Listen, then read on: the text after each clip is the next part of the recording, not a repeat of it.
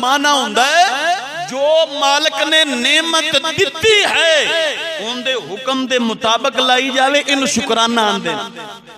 अगे सी शुकराना मेरे मावे जीन चाहता, पर राती मैं पढ़िया तो अगे नालों वध जरूर आया। मैं आख्या वो लिखना लिख गया भी शुकराना इनका मतलब हुंदा है कि खालिक ने दिती है नेमत, उनका शुकराना इवें कर कि जिथे उन्हें आख्या ला उथे ला, जिथों ने आख्या रुक जा उथों रुक जा। ये बनदा शुकराना। ते मैं जटकी मिसाल देवां, जट बंदे बैठे जो हुण कोई बंदा बेली सज्जन देवे तोहफा, आ बई सलवार ही, आ कमीज ही, आ पग ही, आ जुत्ती, ये जरा तेन तोहफा दिता, ईद आ गई आ तेन तोहफा दिता है। हुण ओ अगू जिन्हों तोहफा मिलिया है उन्हें चाहिदा सी कि पग सिर ते बंदा, कमीज गल पाउंदा, सलवार तेड़ बंदा पाउंदा और जुत्ती पैरां च पाउंदा।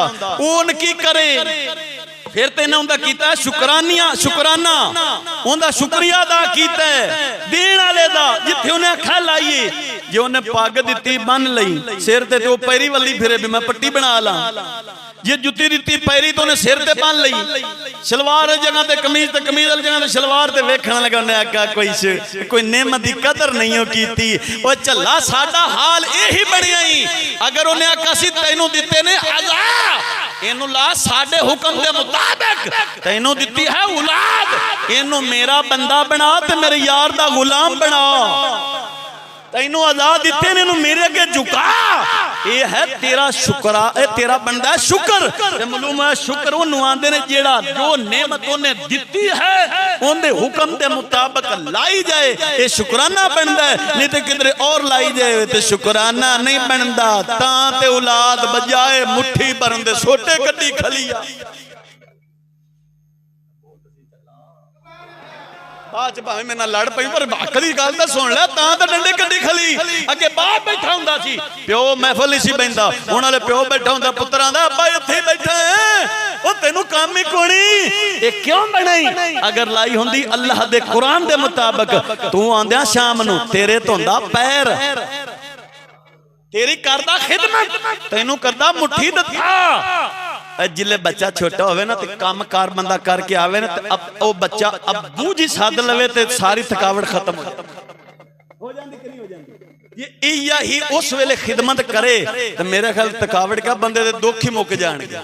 जे इया औलाद डंडे कढ लवे तो मालूम होया जे तू लाई हुंदी उनदे मुताबिक ते फिर सी इंज। अज जेड़े आ हक जुबान ये किथे लगे?